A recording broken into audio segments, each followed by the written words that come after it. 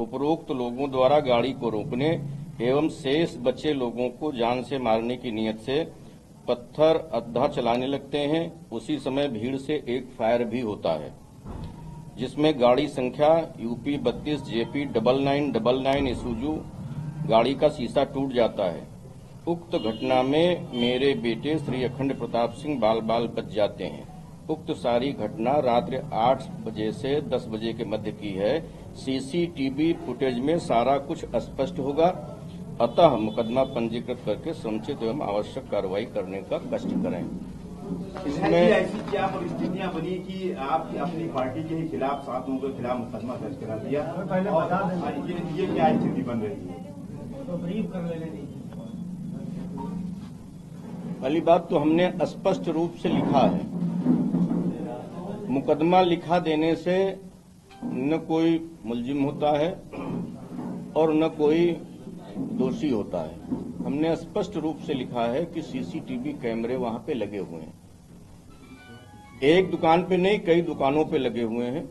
उनको विवेचक देखेगा और जो भी बलवा करने में होंगे, जिसने भी फायर किया होगा, जिसने ईंट पत्थर चलाई होगी, उसके विरुद्ध वो कार्रवाई करेगी। इसका महाराजगंज की घटना से कोई लेना देना नहीं है। और जहां बार बार भाजपा का जिक्र आता है, हमारे ख्याल से भाजपा का इसमें कोई नहीं है। बाद में जानकारी मिली कि अर्पित श्रीवास्तव भाजपा के भारतीय जनता युवा मोर्चा के नगर अध्यक्ष हैं। इसके अतिरिक्त भाजपा का मेरे विचार से कोई इसमें है नहीं। और उपद्रवी लोग थे, ज्यादातर लोग नशे में थे और सब लोग ये कह रहे थे कि ये हमारा भाई है। जब हमने परिवार के लोगों से पूछा कि ये आपके भाई हैं, और जो लोग कह रहे थे कि हम इनके भाई हैं, वो 100 के मुंह पर बैठे जा रहे थे। उनको ढकेल करके हमने पीछे किया और मैं, दिवाकर पांडे जी, अखंड प्रताप सिंह और उनका भतीजा किशन, 4 लोगों ने उस 100 को कंधे पर लेकर के उठा करके हम लोगों ने उसको मर्चरी तक पहुंचाने का काम किया। और जब मर्चरी पहुंच गए तो मर्चरी का दरवाजा भी तोड़ दिया उपद्रवियों ने। एम्बुलेंस को शीशा पत्थर फेंके, एम्बुलेंस भाग गई। उसके बाद में मर्चरी की दीवार भी गिरा दी गई, जो लोगों ने मुझको बताया। और 13 तारीख की घटना है। कई लोगों ने कहा कि अपने लोग हैं, तो हमने कहा कि अगर कोई अपना है तो आ करके बता दे। हमने 18 तारीख को एफआईआर लिखाई है। जो नाम मुझे ज्ञात हुए, हमने 18 तारीख को एफआईआर लिखाई है। और इसमें कहां से ये बात आ गई, अखिलेश जी हो या कोई अन्य नेता कह रहा हो कि भारतीय जनता पार्टी ने दंगा कराया और भारतीय जनता पार्टी के नाम ही भारतीय जनता पार्टी के विधायक ने लिखा दिया। ये तो स्पष्ट रूप से परिलक्षित होता है कि ये अकारण एक मां के बेटे को, एक पत्नी के पति को, जिसकी हत्या हो गई थी, उसको सड़क पर रख करके एक राजनीतिक रूप दिया जा रहा था, राजनीतिक रंग दिया जा रहा था, लोगों को भड़काया जा रहा था। और उस भड़काने को रोकने के लिए और उसको सुरक्षित उठा करके हमने, और जिलाधिकारी और सिटी मजिस्ट्रेट, डीआईजी, कमिश्नर, सारे लोग मौजूद थे।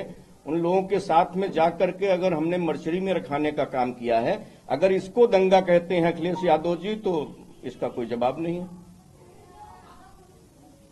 कल जो तमाम चैनलों पर डिबेट हुई है, उन डिबेटों में तमाम पार्टियों के लोगों ने बीजेपी को मोहरा बनाया है कि ये मामला कोतवाली नगर शहर का है, लेकिन उसको दर्शाया गया है कि ये महाराजगंज से जुड़ा हुआ है। कौन लोग हैं जो चिन्हित किए गए हैं ऐसे लोग? हमारी इस संबंध में कोई बात नहीं हुई है किसी से, न विवेचक से हुई है। जिस दिन से मुकदमा हमने लिखाया है, सारा कुछ जनपद हमारा सुरक्षित रहे, जैसे आपसी सौहार्द था उसी तरह से सौहार्द चलता रहे।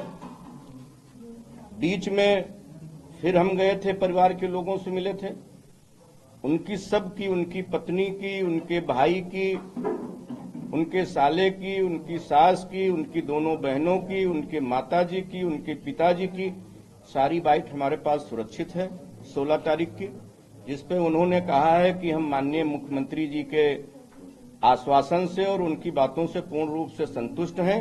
और 16 की सुबह उनके पिताजी आदरणीय कैलाश नाथ मिश्रा जी ने हमको फोन किया था कि विधायक जी आ जाइए, यहाँ कुछ बाहर के पत्रकार आते हैं, कुछ गांव के नेता या अगल बगल के रिश्तेदार आते हैं, हमारे मुंह में बात डाल करके उसको कहलाने का प्रयास करते हैं। हम बहुत परेशान हैं। तो आप आ जाइए, हम आपको अपनी बात बता दें, हम इससे मुक्ति मिल जाए, क्योंकि हम मुख्यमंत्री जी से पूर्ण रूप से संतुष्ट हैं। मुझे लगता है कि अखिलेश जी जो है चुनावी फायदा उठाने के लिए इस मामले को तूल पकड़ा रहे हैं। एक मिनट भाई, चुनावी तूल पकड़ाने के लिए ये मामले का फायदा उठाना चाहते हैं। हमने पूरी घटना आपको बताई। इसमें कहां से लग रहा है कि भारतीय जनता पार्टी के लोगों ने दंगा किया। भारतीय जनता पार्टी का विधायक और आपकी ही पत्रकार श्रेणी में आते हैं दिवाकर पांडे जी, अखंड प्रताप सिंह और एक उनका चचेरा भाई किशन मिश्रा, क्योंकि 2 महिलाएं थीं, किशन मिश्रा था और एक नाबालिग उनका साला था मौके पर। हम 4 लोग ही उठा करके ले गए हैं। तो 100 को सड़क से उठा करके मर्चरी ले जाना क्या दंगा की परिधि में आता है? कि सड़क पर रहता 100 तो दंगा की परिधि में आता, भीड़ बढ़ती, मूर्तियां सारी 150-200 मूर्तियां सड़क पर खड़ी थी, तो 100 रखा रहता सड़क पर, तब दंगा भड़कने की आशंका थी। कि 100 को सुरक्षित करा दिया गया, तब दंगा भड़कने की आवश्यकता। अगर उनकी यही आपने कहा कि ये जो मूर्ति विसर्जन में जो लोग जा रहे थे उसमें से अधिकतर लोगों ने शराब पी रखी थी जी, ये तो यानी कि जो लोग विसर्जन के लिए जा रहे थे उनमें से अधिकतर लोगों ने शराब पी रखी थी। विसर्जन में जा रहे थे जो माता के भक्त थे, हाँ। वो तो शराब पिएंगे नहीं। कुछ उपद्रवी लोग हर गांव में होते हैं, हर मोहल्ले में होते हैं। कोई ये कह दे कि हमारे समाज में उपद्रवी हैं, दूसरे समाज में नहीं है, दूसरे समाज में है, तीसरे समाज में नहीं है। कुछ लोगों को इसी मेले के बहाने ही नशा करने को मिल जाता है। तो ऐसे लोग मौजूद थे, उनके बारे में स्पष्ट कहा जा रहा है। उनके खिलाफ कार्रवाई हो रही है और खिलाफ कार्रवाई भी हो रही है विधायक जी, ऐसे लोगों को चिन्हित करके। वास्तव है इन्होंने ऐसा क्यों किया? क्योंकि आपकी ही पार्टी की तो है, तो इन्होंने ऐसा क्यों किया?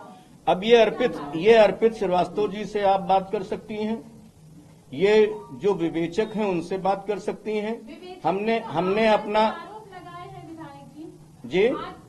विवेचक ने आप पर भी आरोप लगाए हैं। उन्होंने कहा है कि ये जो दंगे हुए हैं उस इलाके में विधायक जी की मर्जी के बिना पत्ता भी नहीं हिलता है। विवेचक का नाम बताएंगे आप? बिल्कुल बताएंगे हम। बताइए। ये देखिए सब जगह है उनका वो भी है, बता वीडियो दीजिए। भी है, ये देखिए। हाँ बता नाम दीजिए। बता दीजिए। थाना अध्यक्ष है। नाम बता नहीं, हमको दिखा दीजिए, हम देख तो लें। हाँ दिखाएं। पंखा खोल दो तो आवाज नहीं आएगी, थोड़ा बर्दाश्त करो। अखिलेश यादव ने ट्वीट किया है, इसमें डायरेक्ट अखिलेश यादव ने ट्वीट किया है जिसमें दैनिक भास्कर की रिपोर्ट का जिक्र किया है। उसमें एक वीडियो में ये 2 व्यक्ति कह रहे हैं कि 2 घंटा और 2 घंटा जो है पुलिस किया था पत्र, उसको क्या देगा?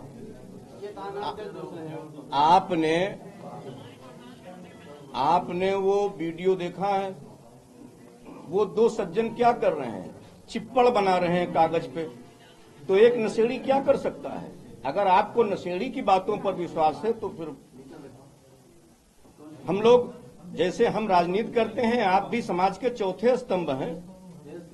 अगर नशेड़ी के ऊपर विश्वास करेंगे, दोनों लोग आप बैठे हैं और वो कह रहा है कि हाँ, को एक तो ये भी कह रहा है कि जिसका जब नंबर आ रहा था तब जला रहा था।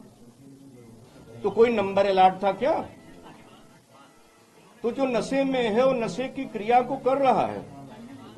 विधायक जी, जैसे कल तमाम सोशल मीडिया या मीडिया पे या तमाम विपक्ष ने इस तरीके से ये निशाना साधा कि विधायक जो भाजपा विधायक है उन्होंने खुद ही भाजपा के लोगों पर FIR, इसके बारे में आपने बताया भी है। लेकिन क्या कारण है विपक्ष लगातार आपको निशाना बना रहा है? इसमें आपके द्वारा कहा गया कि भाजपा विधायक ही अब भाजपा नेताओं के लिए बता रहे हैं कि दंगा कराया गया। कारण यह है कि FIR में जो धाराएं लिखी हैं उसमें दंगे की धाराएं भी शामिल हैं न, उसमें बलबा की धाराएं हैं। 147, 148, 149 जो पहले होती थी वो परिवर्तित होकर के 191 और उन धाराओं में परिवर्तित हो गई। उसमें एक धारा लगी हुई है, धारा 34 पहले थी, अब वो संशोधित हो गई है। वो लगी हुई है कि सबके जितने लोग थे वहां सबकी सहमति से ये कार्य किया गया, सारे लोग शामिल थे। तो वो विवेचक का काम है ना, हमको तो पता भी नहीं कि अभी उसका विवेचक कौन है, न उसने बयान लिया है। विपक्ष के बारे में क्या कहेंगे जो लगातार विपक्ष के बारे में हमने पहले ही कह दिया कि चूंकि उपचुनाव चल रहे हैं, 13 नवंबर को मतदान होने के बाद उत्तर प्रदेश में ये सारी चर्चाएं बंद हो जाएंगी। विधायक जी, पहले जो विसर्जन होता था यानी जो धार्मिक कार्यक्रम होते थे उसमें आबकारी की दुकानें बंद रहती थी, लेकिन अब ऐसा नहीं देखा जा रहा है, इसको किस तरह लेते हैं आप? इसको भी संज्ञान में लिया गया है, आगे से इस पे भी कार्रवाई होगी। विधायक जी, एक बड़ा घटना ये है कि जब एक फायरिंग में रामगोपाल मारा जाता है, आपकी एफआईआर में भी फायरिंग का जिक्र किया गया है। यहाँ पर क्या आप मानते हैं कि किसी को टारगेट करके वो फायरिंग की गई और यहाँ भी जो हॉस्पिटल कैंपस था वहाँ भी किसी की हत्या करने की साजिश थी? क्योंकि आपने फायरिंग का जिक्र किया है एफआईआर में। हमने फायरिंग का जिक्र भी किया है और वीडियो में फायरिंग दिखाई भी दे रही है। ये विवेचक का विषय है कि वो चिन्हित करे कि कौन था फायरिंग करने वाला और किस उद्देश्य से उसने फायरिंग की। विधायक जी, अभी आपने एक बात कही कि आप और जो है पत्रकार जो है दिवाकर पांडे जी जिलाधिकारी का प्रयास था कि जो सौ को जो है बर्तरी ले जाया जाए, लेकिन कुछ लोग जबरन जो है वहां के ऊपर रोक रख करके प्रदर्शन कर रहे थे, नहीं ले जाने दे रहे थे। तो आखिर उनकी मंशा क्या थी जो सड़क के ऊपर ही सौ रख करके जो है वो प्रदर्शन कर रहे हैं? अब मंशा उसमें विपक्ष के लोग भी हो सकते हैं और कुछ लोग, जैसा कि हमने कहा, कि नशे में भी थे, क्योंकि रात का 9 बज रहा था तो नशे में भी लोग थे और तरह तरह की बातें कर रहे थे। भाई कोई कह रहा, उसमें से ये लोग भी कह रहे थे कि नहीं, वो महाराजगंज में जिसने गोली मारी है वो यहीं लाया जाएगा और यहीं उसका इनकाउंटर होगा, तब हम 100 को ले जाएंगे। तो ये कहीं भारत के संविधान में, भारत के कानून में ये कहीं कोई जिक्र है कि अगर कोई किसी की हत्या कर देता है तो उसको जहां 100 रखा हो वहीं ला करके उसको मार दिया जाए? ये अधिकार तो भारत का संवैधानिक दर्जा कहीं प्राप्त ही नहीं है, भारत का मौलिक अधिकार नहीं है, न किसी नियम में लिखा हुआ है। तो कहीं ना कहीं जो आपके शांति के प्रयास थे उसके ऊपर जो है हमला वो कर रहे थे कि बवाल हो और ज्यादा बढ़े। अब इससे तो यही लगता है। विधायक जी, बड़ा सवाल, रहुआ मंसूर के 2 लोग जो इस हिंसा में मुख्य आरोपियों के साथ हैं, हत्या में रामगोपाल मिश्रा की, ये कहा जा रहा है कि ये प्लानिंग थी, पहले से ही लोकल स्तर पर तय हो गया था कि 13 तारीख को घटना को अंजाम दिया जाएगा और वो 2 लोग फरार भी हैं, अभी पुलिस की हिरासत में नहीं है। तो क्या आप मानते हैं कि कहीं ना कहीं ये इंटेलिजेंस स्तर पर या लोकल जो यहाँ का लोकल सूचना है उसके स्तर पर फेलियर हुआ? एलआईयू की तो टोटल फेलेवर है, एलआईयू का और तहसील की चौकी महसी तहसील की चौकी और थाना अध्यक्ष, इसके पहले लगभग 40 साल से मूर्तियों का विसर्जन होता है और उसी रास्ते से होता है। लगभग हर दूसरे तीसरे छत पर पीएसी खड़ी होती थी, चाक चौबंद व्यवस्था होती थी। इस बार इसके पहले लोगों ने बताया है कि गणेश पूजा में भी इस गाने पे आपत्ति उन लोगों ने जताई थी, लेकिन वो विषय न तो थानाध्यक्ष ने बताया न समितियों के लोगों ने बताया। और एक गोलू मिश्रा नाम का लड़का है रहुआ मंसूर का, जिसकी उम्र 13-14 साल है, वो अब्दुल हमीद के यहाँ काम करता है। उसकी बाकायदा रिकॉर्डिंग है कि सुबह से ही अब्दुल हमीद और उनके लड़के बंदूक निकाल करके उसकी सफाई कर रहे थे और कारतूसों को सुखाने का काम किया था और ये कहा था कि अगर आज गाना बजा संदीप आचार्य का तो आज गोली चलेगी। गाना कुछ आपत्तिजनक था क्या? गाना आपत्ति समान का था, संदीप आचार्य जी का गाना था और पाकिस्तान मुर्दाबाद बीच बीच में कहा जा रहा था। अगर पाकिस्तान मुर्दाबाद भारत में आपत्तिजनक है तो उसको आप आपत्तिजनक मान सकते हैं। विधायक जी, थाना प्रभारी का एक लेटर भी वायरल हो रहा है जिसमें उन्होंने इससे विसर्जन से पहले अतिरिक्त फोर्स की मांग की थी एसपी से, तो इस पे सर क्या कहना है? इस पे आप एसपी से जवाब ले लें, कमेंट ले लें। कार्रवाई कब तक होगी इन पर जिन पर मुकदमा दर्ज कराया आपने? पहले सबसे पहले हमारी प्राथमिकता है कि जनपद जैसे पहले चल रहा था, दीपावली है, धनतेरस है, छठ है या मुस्लिम के जो भी त्योहार हों, जिस गंगा जमुनी संस्कृति से पहले जनपद चल रहा था, पहले वो पटरी पर आवे। हमारे ऊपर क्या हुआ उसकी जांच कब होगी, वो जेल कब जाएंगे, ये द्वितीय प्राथमिकता है। विधायक जी, मैं इसी बात के बारे में कहा गया है कि लगभग हर त्योहार में वहाँ पर समस्याएं होती थी, कई बार बवाल हो चुके हैं, और जो अभी 12 उपवास हुआ उस समय एक विशेष समुदाय के लोगों को बहुत बड़ा जमावड़ा हुआ था, जो शायद महसी के इतिहास में पहली बार था। क्या ये मानते हैं कि इसमें प्रशासनिक चूक हुई है, फेल्योर हुआ है कि वहाँ पर व्यवस्था नहीं की गई? नहीं, मैं बिल्कुल नहीं मानता हूं। महाराजगंज में अगर लोग एकत्र हुए हैं तो उनसे दूसरे धर्म और संप्रदाय के लोगों को भी सीख लेनी चाहिए। वो अपने धर्म के प्रति निष्ठावान है और वहां बड़ी संख्या में लोग उपस्थित हुए थे। इसमें किसी को क्या आपत्ति हो सकती है? आपसी जो सौहार्द बिगाड़ने का काम जिन लोगों ने किया है उनके खिलाफ जो है कठोर कार्रवाई की मांग कर रहे हैं। नहीं, आपसी सौहार्द तो जिन लोगों ने बिगाड़ा है उनके विरुद्ध तो कार्रवाई होगी ही होगी, जो लोग चिन्हित किए जाएंगे।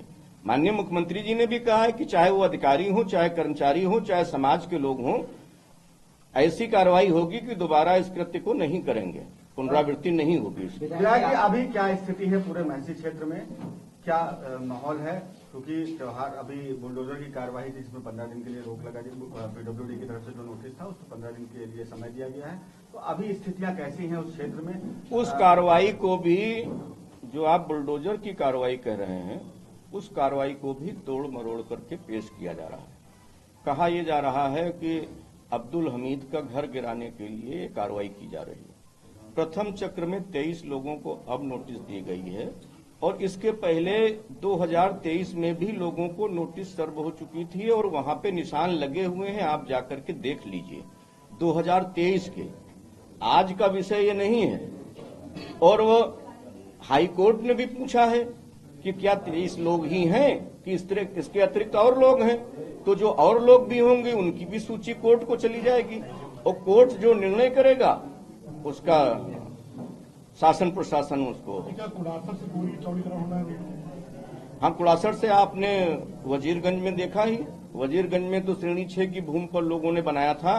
अच्छा, वजीरगंज का ही उदाहरण ले लीजिए। वजीरगंज में तो किसी भाजपा ने या किसी हिंदू ने नहीं किया था।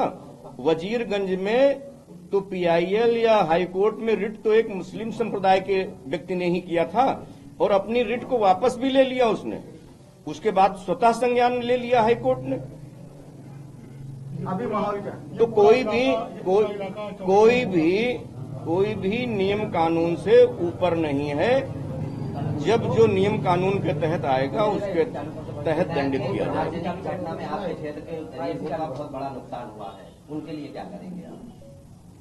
अब उसका आकलन हो रहा है, शांति होने के बाद भी उन पर भी विचार किया जाएगा। जिन लोगों के मकान जले हैं, जिनका नुकसान हुआ है, चाहे भी किसी संप्रदाय के हों, उनको सहायता कैसे दी जाएगी?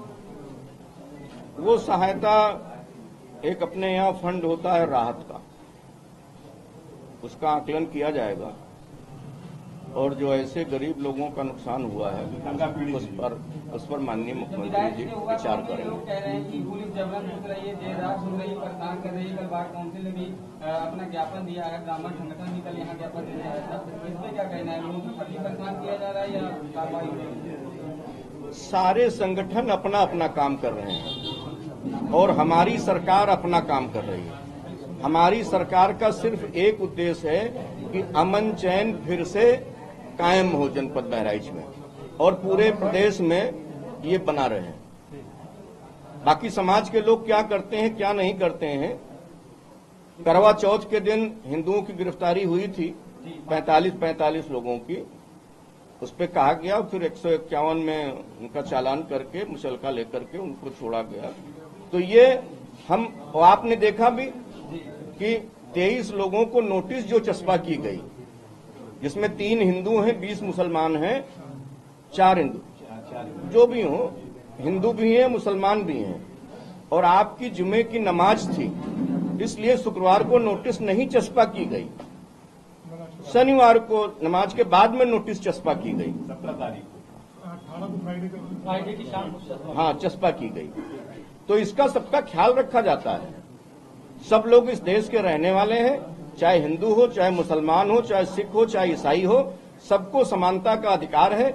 उत्तर प्रदेश में हमने 55 लाख आवास दिए हैं भारतीय जनता पार्टी ने उसमें हिंदू को भी मिला है, मुसलमान को भी मिला है, सिख को भी मिला है, ईसाई को भी मिला है। कोई ऐसी बिरादरी नहीं है जो ये नहीं कह सकता।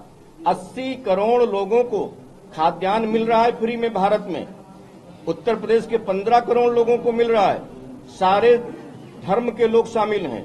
हमने एक एक घर को बिजली देने का काम किया है। आप क्या अपील करेंगे बहराइच वासियों? बहराइच वासियों से हमारी यही अपील है कि जो हो चुका उसको वापस नहीं लाया जा सकता है, लेकिन पहले जैसा हम लोग आपस में सौहार्द बना करके, मिलजुल करके जैसे रहते थे, ठीक उसी तरह से हम लोग रहें और कोई अपने मन में कोई इस तरह का मलाल न रखे, क्लेश न रखे। और जैसे जीवन चल रहा था, बहराइच जनपद जैसे चल रहा था, महाराजगंज जैसे चल रहा था, रहुआ मंसूर जैसे चल रहा था, ठीक उसी तरह से चलता रहे।